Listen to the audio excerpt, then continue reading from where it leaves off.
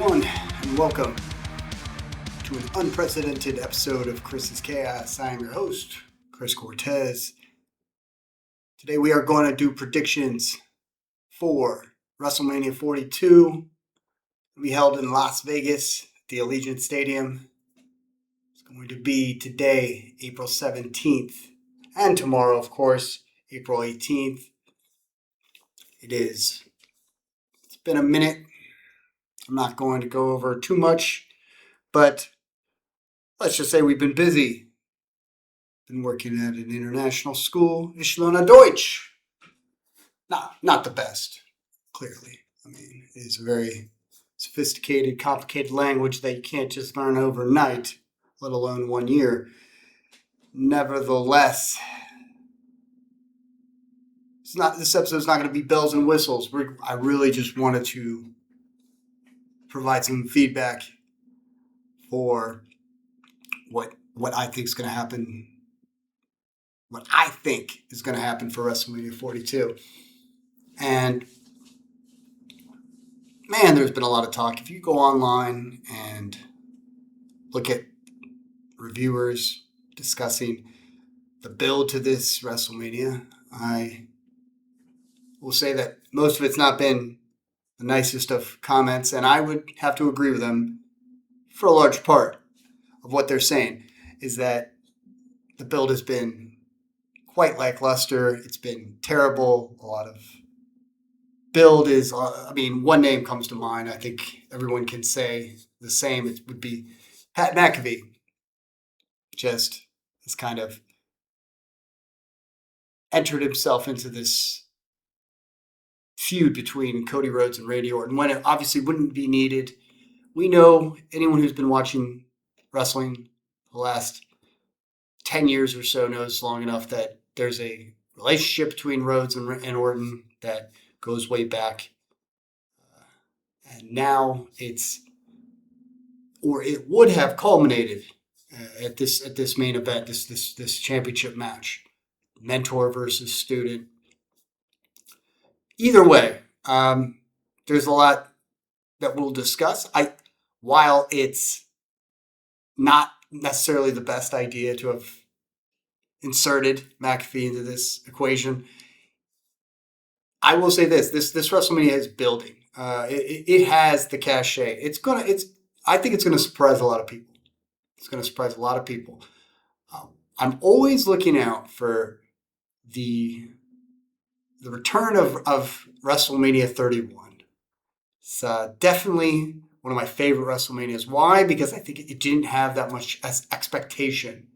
But when you started the show, or at least the night before and then going into it, you kind of looked at the card and you were just like, wow, this card is stacked. It is going to deliver. And it really did.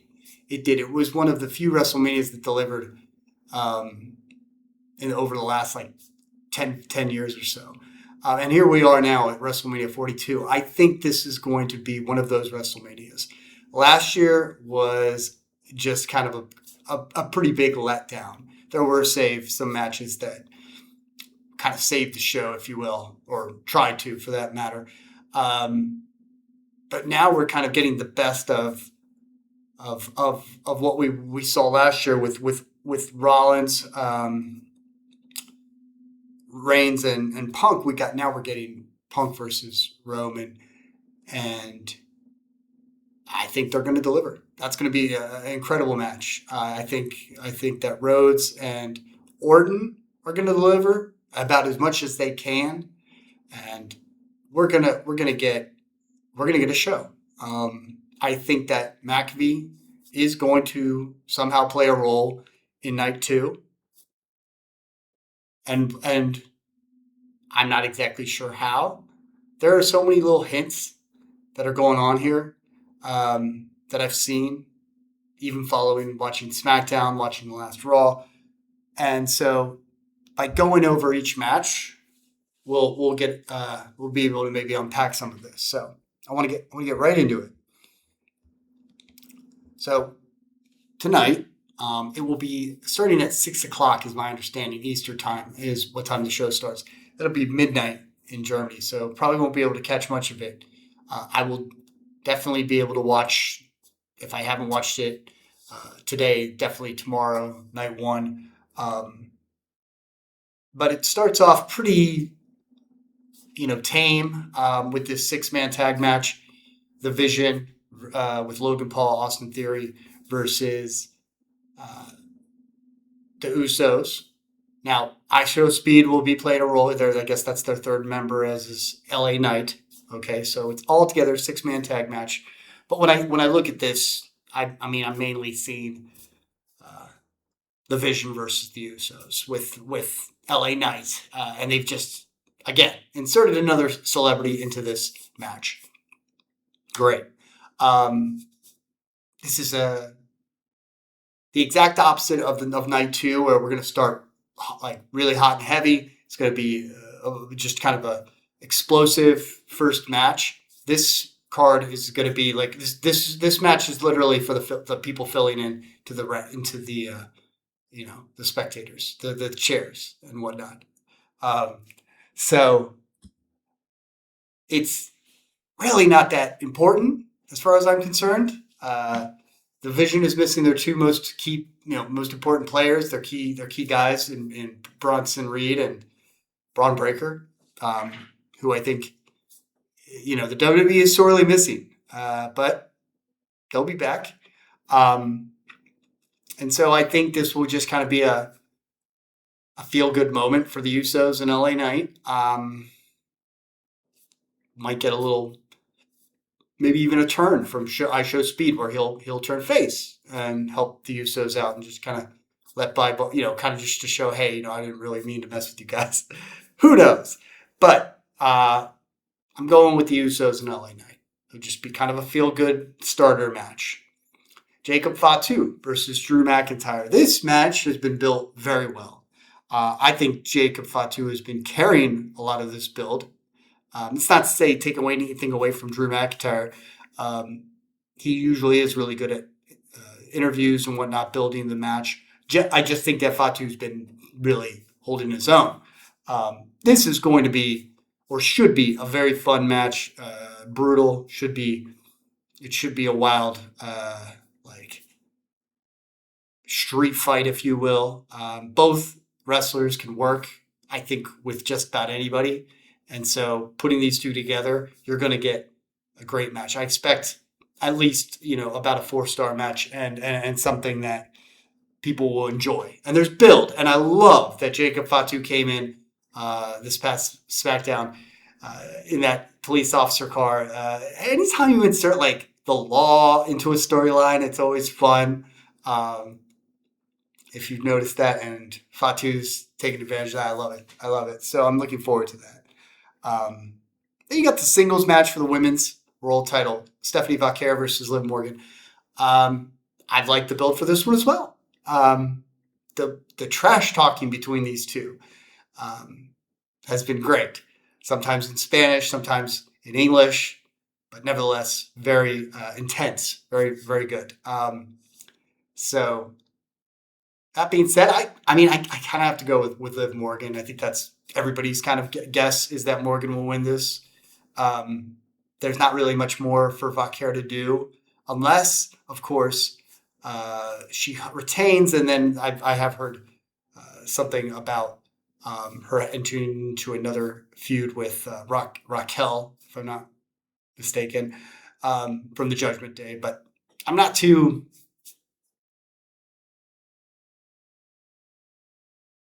I'm a little indifferent about it. It could go either way. So, and that usually makes for a more unpredictable match. But I'm going to go with Morgan, since she won she's been really red hot, like really carrying the Judgment Day. She's this whole year winning the Women's Royal Rumble. There's nothing that can tell me that she doesn't deserve that moment in WrestleMania.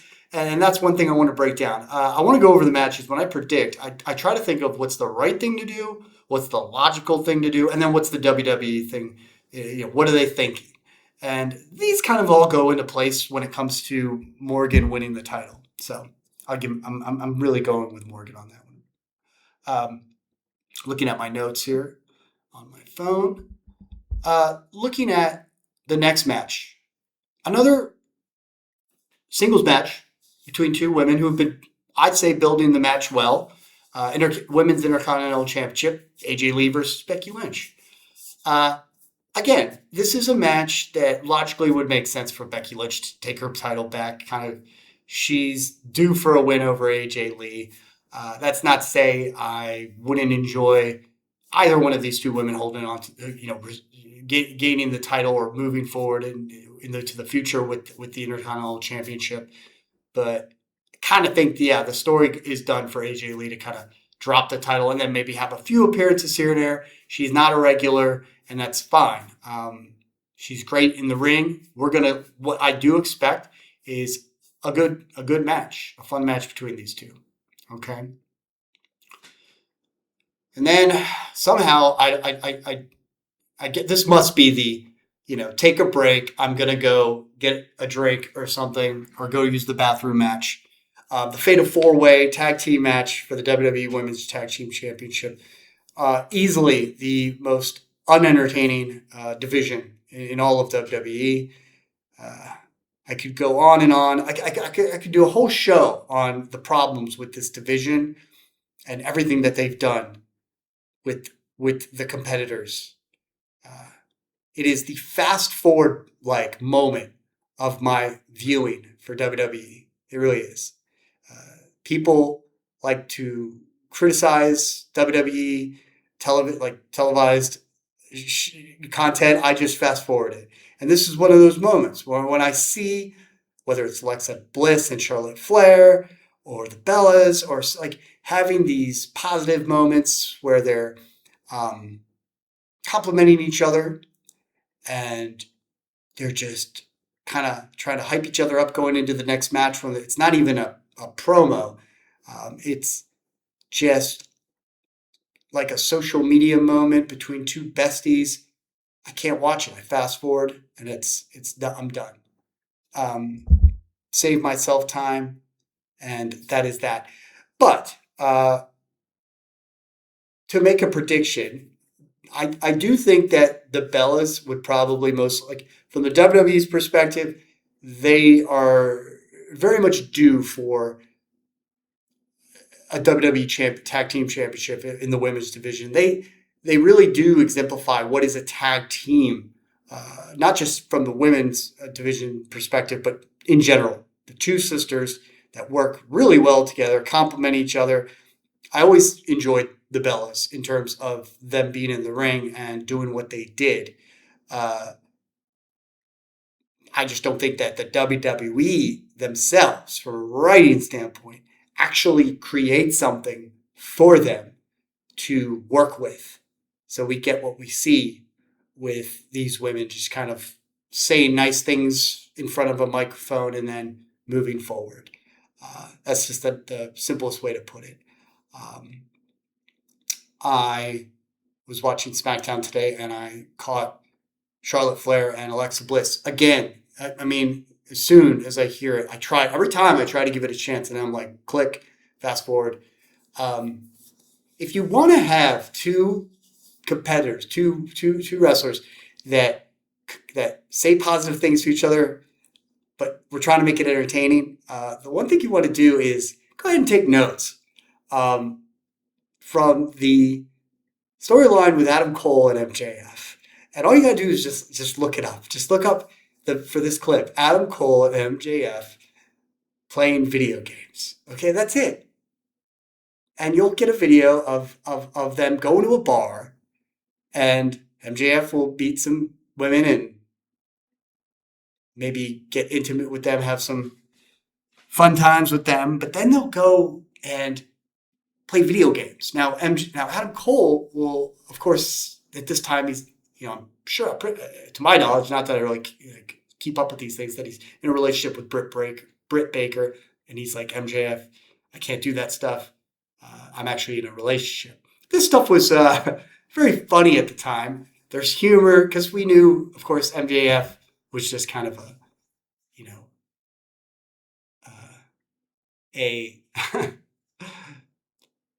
dirtbag is the best, I guess, way to put it. But of course, he's AEW's dirtbag. they'd go back to I guess the room that they were staying at, and they're playing video games. Again, this is promoting the video game, the AEW wrestling video game that they were promoting at the time. And there's just one good moment where MJF is like, "Oh, I just never realized that playing video games, which he thought was for dorks, was actually fun when playing with a friend or with a buddy." And then Adam Cole's like, "What? You've never played a co-op game?" And MJF's like, "We gotta have a buddy for that. You gotta have a friend for that." If you can't see the humor in all this, then you gotta be. Then yeah, you don't know. You're not watching the right show. You're not watching the right type of stuff. And because MJF is like the epitome of prick, so for him to have that moment is great. Something straight out of a Judd Apatow movie, and that's what makes it well worth watching. That's what makes it us want to even go back and watch it again and enjoy it because it is just funny. If there is an intensity and brutality involved, I don't want to see anything else other than humor and maybe a little bit of edge, which again, they were edgy, they were funny. So why else do I need to see it? So if you don't have that for me, then just don't show it. I'm more than happy to see Flair and Bliss, who I've been a fan of, by the way, since 2016, where she really was taking off in NXT and then into the WWE. Been a fan of her forever.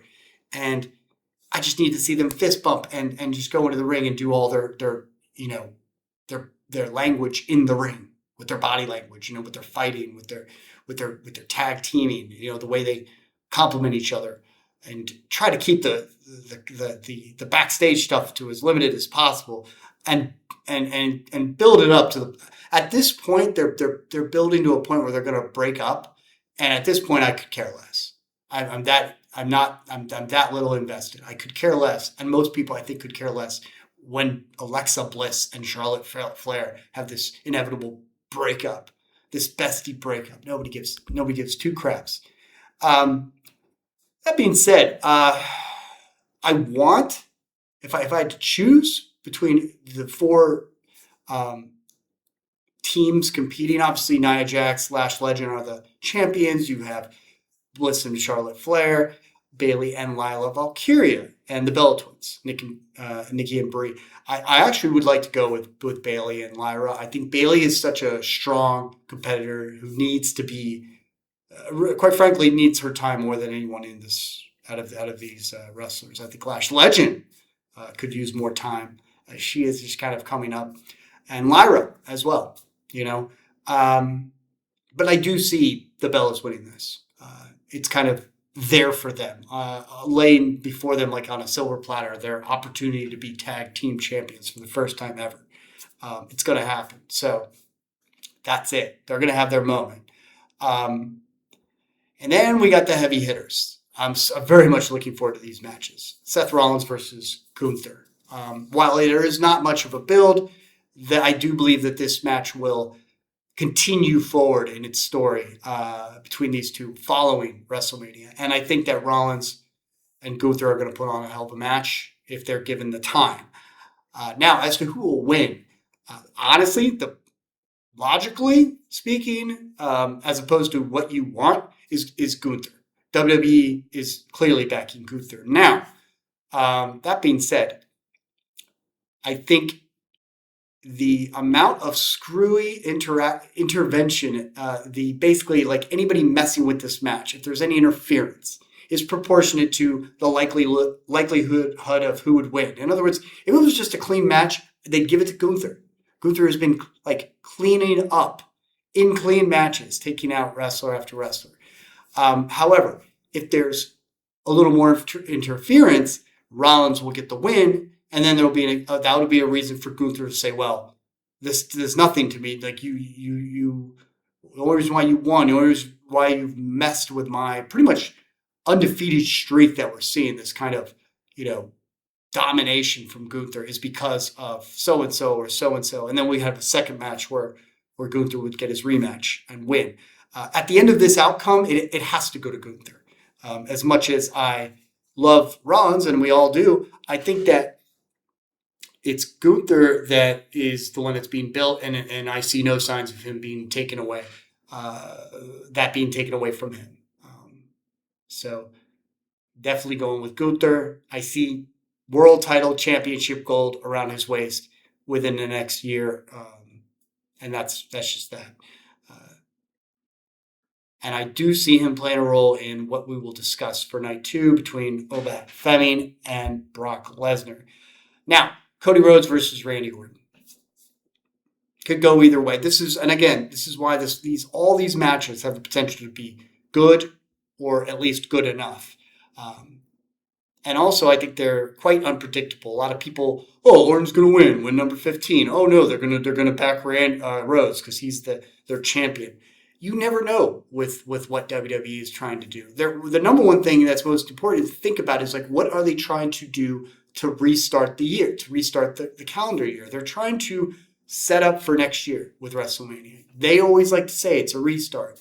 So that being said, I think Orton is very likely to win, and then ditch Pat McAfee, give him an RKO at the end, and turn complete babyface, and just kind of. But that will lead up to some issues because while he will essentially be a babyface, Rhodes is still a face, and Rhodes still is the one that's kind of been screwed out of this whole thing, which suggests I could see him turning heel down the road.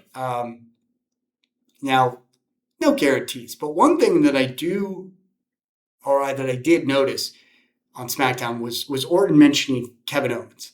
I do see Kevin Owens making an appearance the night after Raw or the night after WrestleMania on Raw or on SmackDown. He is going to make an appearance. That's my big prediction, I think, for this whole feud, is that following it up, it's going to be Orton and Owens. That's the big match. That's if Orton wins the title and he's going to defend, it's going to be him and Owens. That would make sense. Now, who do I want to win? Honestly, and might be not the most favorable opinion, I want Rhodes to win. I've been saying this and thinking it for a while, is that Orton is, at this point, past the time of like his needing to be this main event runner for WWE. People want to think, but I mean, and I get it. I'm wrong in that. Oh well, he's a superstar. He's been a superstar for 20 years, easy. Okay, like 20 plus years. 21. I was never more of a fan of this guy than when he joined Evolution and when he was in that moment where he was in Evolution, and I could tell from then. I was like, and most people could, that this guy was a star. Okay, and he's been a star this whole time. My problem is that they gave him which is what WWE likes to do, is give him a bumpy run at the start when they should have been strapping a rocket to his back and just backing him 100%.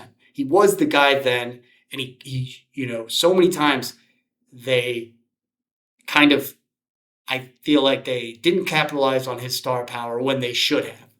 Then you fast forward to 10, 15 years later, and it's like, oh yeah, he's weathered now. He's seasoned. He's a star. And people are backing him up, and they've given him, championship match after championship match at WrestleMania. He's won Royal Rumbles, and he's won Elimination Chambers. I think it's past the point, though. It's past the point of real relevancy where you needed him to be all those years ago. People don't want to agree with me. They're like, oh, it's Orton. It's the Viper. He's so unpredictable. He's one of our favorites. And you see it in the crowds. They cheer for him. They sing his music. They just love him. They don't care if he's could care less about them. He's doing it for himself and his family. They probably love that about him. Is that, oh, that's the mentality that we have. But look at his in-ring ability.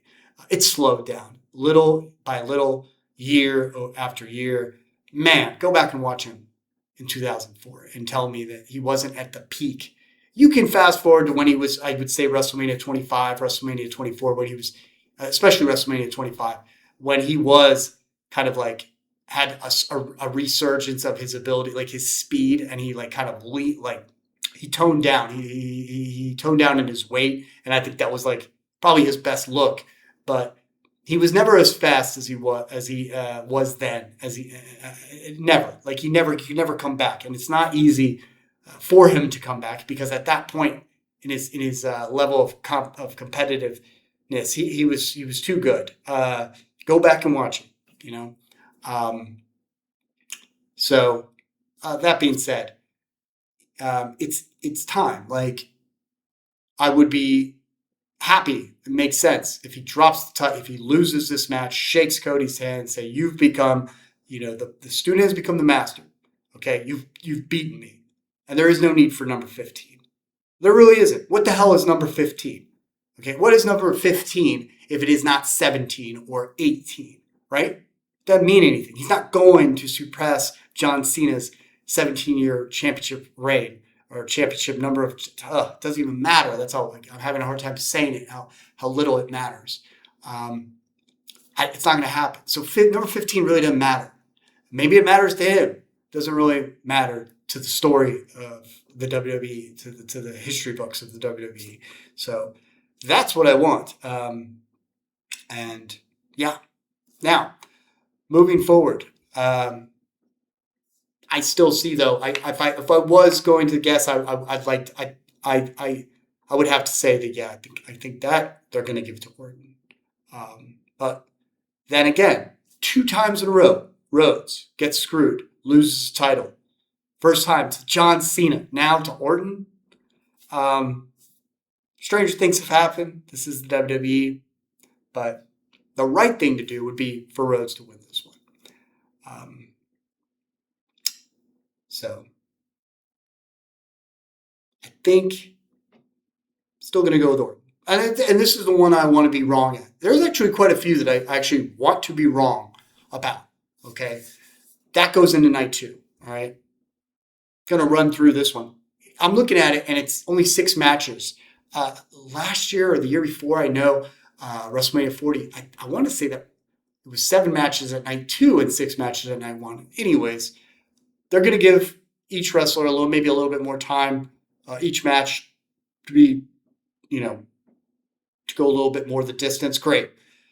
Let's start it off though. Femi versus Brock Lesnar. This is the one I'm listening to so many people talk about, and they're all calling for Femi, and I get it. Like, hey, I'd love to see Femi just kind of destroy Lesnar, and take that spot, right? And everyone is this moment that they apparently they're into. They want this coronation moment for a guy like Femi, who's kind of like completely, young. He's got plenty of time to come out of the woodworks and win and beat Lesnar. Oh, this is the moment that that Femi mania started, right? Yeah, a lot of people are pushing. Oh, it's the right thing to do. Okay, I'll tell you what the right thing to do is to shock and awe was one. That's one thing, and then keep people on their seats, at the edge of their seats, to give them a good match and to get them invested in the next night. Now, while people are going to freak out, because a lot of people are saying, oh, it's the one thing that they shouldn't do is allow Lesnar to win this. I am completely 100% behind the idea that Lesnar is going to win this. And let me tell you why. The whole time they've been building this up for Femi to be not the underdog, but rather the opposite. It's been Lesnar who's been kind of the underdog here. And that's how he's going into it. So a lot of people are expecting, at this point, somehow they've managed to make it so that we are expecting Lesnar to lose. He is going to win, piss people off, and leave Allegiant Stadium. And then we will talk about a build for the following WrestleMania or SummerSlam when Femi gets the win. People want, of course, no, it'll be too late by then. We want it at WrestleMania. We want it now. Well, I'll be honest with you guys. WrestleMania has not been what it was like 10 years ago, let alone a few years ago. WrestleMania is not as big of a night, or nights, rather, as it used to be. It's no bigger than a SummerSlam now. It's no bigger than a Saudi Arabian Royal Rumble, okay? So, that being said, there will be a rematch between these two. and then Femi will get the win. And I do believe that it will retire Lesnar. Not to say that, but there's also Gunther that plays a role. I do think the favor for from Heyman is going to be requesting a match with Lesnar and saying, "Hey, I've saved your ass from Rollins. Now I want Lesnar, and I want you to make it happen." Nevertheless, and that would, I personally, if you want to talk about what I'd want to see that happen. If Femi wins, well, then the retirement match goes to Gunther, and that's it. He's going to lose two more. He's going to have two more matches, basically, Femi and Gunther, and that's it. And I'm totally okay with that. But I also know how WWE thinks, and they like to keep you guessing. I do think that and of course, if Lesnar beats Femi, it just makes that match that much more,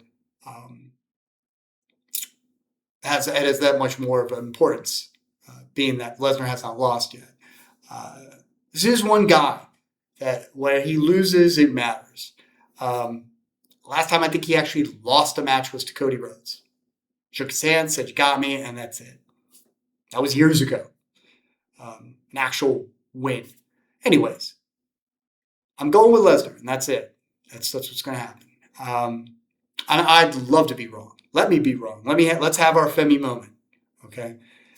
Then you got the six-pack ladder match for the WWE Intercontinental Championship. Hopefully, it should be fun. Not much investment to just kind of put it all together out of nowhere. I think Penta retains, and that's really all there is. Javon Evans, I love watching this guy in the ring. I think J.D. McDonough, Dragon Lee, all these guys, excellent workers. Rusev, he's kind of the powerhouse in the match. I think Javon Evans would be a great candidate to win this one as well. But I think Penta's just started his run. He's going to retain. These types of matches, WWE likes to give the champion a chance, the win. They like to do that.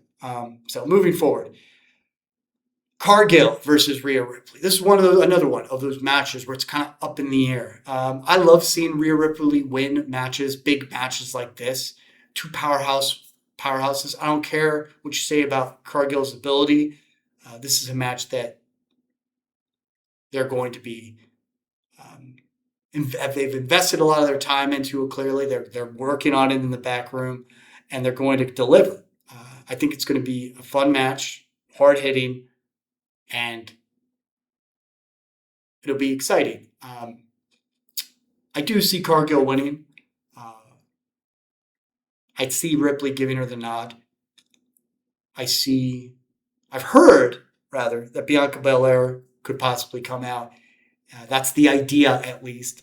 Attack Ripley, even, maybe mess with Io, and get a little revenge for the injury that occurred during their match. Io, Rhea, and Bianca. That would be great. That would also lead to a Cargill win. Nevertheless, like I said, love both these two. Wouldn't be surprised if Ripley wins. Just going with Cargill. Okay? Yeah. Now you got Sami Zayn and Trick Williams. Again, another match I'm looking forward to. I love it. Zayn is about to essentially become the second coming of Bret the Hitman Hart, in a way. He's got his diehard Zayn fans, which are essentially just another name for his European Canadian fans that are, stick with him while everybody else can go to hell. He's taking a page from the Hitman, if you don't know, and he's acting like a face, but more and more it's just clear he's a heel, and that's it. But he's still the same guy, and it's very entertaining to me. It's a dry humor, okay, that you kind of have to read between the lines. Most people are just going to be like, oh, yeah, he's just kind of a whiner, and he's just dull, and he's a bitch. If your IQ's fairly low, or at least closer to the medium, then you don't get it. And that's fine. You want to see, intensity. You want to see in your face, direct, transparent humor. And that's fine. Trick Williams, I love him. The guy's got the show, the presentation, the look. He's got the in-ring ability, at least to a certain extent, and he's got the mic skills. He's complete package, this guy. I would like him to win, but I think they're going to continue something going on here where Zayn wins and we get this full kind of turn, the completion of this heel turn, and Williams kind of just staying as the face, chasing the title. I see that happening. I'd be more than happy for either one of these two to win. Again, I'm going to go with Zayn on this one. It's kind of what I've been leaning towards. Finn Balor versus Dominic Mysterio. I think it's pretty obvious. At this point, you don't want the Demon to lose again. They love to say he's practically unbeatable when he is the Demon. And it's all kind of there. Mysterio, nothing is going to be taken away from Dominic. Dominic is that guy who is a kind of chicken shit heel who builds up he's good at building up matches where he loses. That's good. That's a good thing. That's okay for him to keep doing what he's doing. Man, this guy has evolved, and he's going to continue to evolve. The big shock would be that Balor would lose, but I just don't see it happening. It wouldn't make sense. And I don't think that the WWE is putting this all together just for him to lose. I think Finn wins and then moves on from this. We could see him going to SmackDown and as far away from the Judgment Day as possible. And then you have CM Punk versus Roman Reigns. Again, these two main event matches are excellent when you look at them right on face value. Forget all the build, forget the McAfee, forget all the fluff. The Usos getting involved, just the name, the moniker, Punk versus Reigns. It looks good on paper. And I think it's going to deliver in the ring. Everything else can take a back seat. A lot can happen. The obvious choice, the more obvious choice would be that Reigns wins. He's the OTC, gets his title here. A lot of people are worried he's going to have a part-time schedule, and that would be a problem. Honestly, though, I think he's done with his part-time schedule. While he is not going to compete as regularly as, say, CM Punk has been competing, or as a younger champion, or someone who doesn't have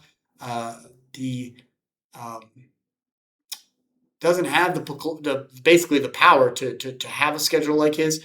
I do think you'll see him more than you think. That would be the obvious choice, and that's it. However, I wouldn't be surprised if I see Punk win, and I also, through nefarious, ways, he turns heel. There's so many things that can happen. I can even see Reigns turning. There's Pat McAfee to consider. I can't help but think that McAfee's going to get involved with these two, and he's either going to side with one or the other. He could side with Punk, and people be like, "Oh, yeah, all the little talking that you heard between the two, not directly, but there was trash talking between the two. That was all a build. That they were actually in cahoots over this." You could say that that McAfee's been joins Reigns. I think McAfee is perhaps on the verge of starting becoming a manager. He's done the commentating thing. He's done, and while he may not be as available or because he has another schedule in the fall. Honestly, I don't think that's going to take away from his time if he so chooses, and if the WWE so chooses, as making him a kind of a figurehead, a manager. People are hating him. People, I was going to say love to hate him. I think that people just want him to quote unquote go home. He's got that go away heat. Honestly, though, I don't turn off the TV. I'll put it this way. I don't fast forward when I see him in the ring. And that's really the guess. How many of y'all fast forward throughout the show and you're just like, yeah, no, screw this. I don't want to watch this. This is embarrassing to watch. I have my girlfriend with me. I have my wife with me. I don't want to watch this. I need to fast forward it. When he's in the ring, I don't fast forward it. We listen to what he has to say. That's not go away heat. That's the opposite of go away heat. So I think he might be having a more significant role moving forward after this WrestleMania. And that's your predictions. Well, I guess I didn't truly say who would win between Reigns and Punk. I'm going to go with Reigns. I am going to go with Reigns. I'm going with the young one here in the match. Even though I don't, well, now who do I want to win? I want Punk to win. That's it. And it's kind of like the opposite with Rhodes and Orton. I want Rhodes to win, but I think Orton's going to win. I think the old guard's going to hold their base there, whereas Reigns will win between him and Punk, even though I want Punk to win. Either way, both make for captivating, TV. Hold my attention as to where they're going next. And while yes, a lot to be criticized and a lot to say, yeah, this has not been good, building up. For this weekend, there is some interest. There is something to be excited about. And I look forward to watching the shows, and I will try to get in contact. Well, I will be able to get in contact with Jonathan, and I will try to put something together where we do a review of WrestleMania, both nights 1 and nights 2. It'll be nice to get back. I'll have more bells and whistles for the show. This has been the first video in a long time, and for those of you watching, I say thank you for sticking with me on this and joining whenever I do post. And I wasn't even going to, put the camera up. I was just going to do a voice recording. My wife said, "No, you should do a video." I was like, "Yeah, but that takes a little more time. That might even require some editing." When I do these podcasts, I put a lot of effort, a lot more than you think, into the editing process and overlays and transitions. A lot more than you think. It is not just click and play and record. But that being said, it's been fun. I'm glad to be able to give you some predictions while I can on this April.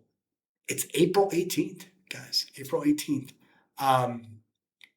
And I will see you all soon. Hopefully with Jonathan. We'll put something together. Otherwise, I will see you again after WrestleMania. We'll do a review. We'll have some fun. It's been great, guys. Take care.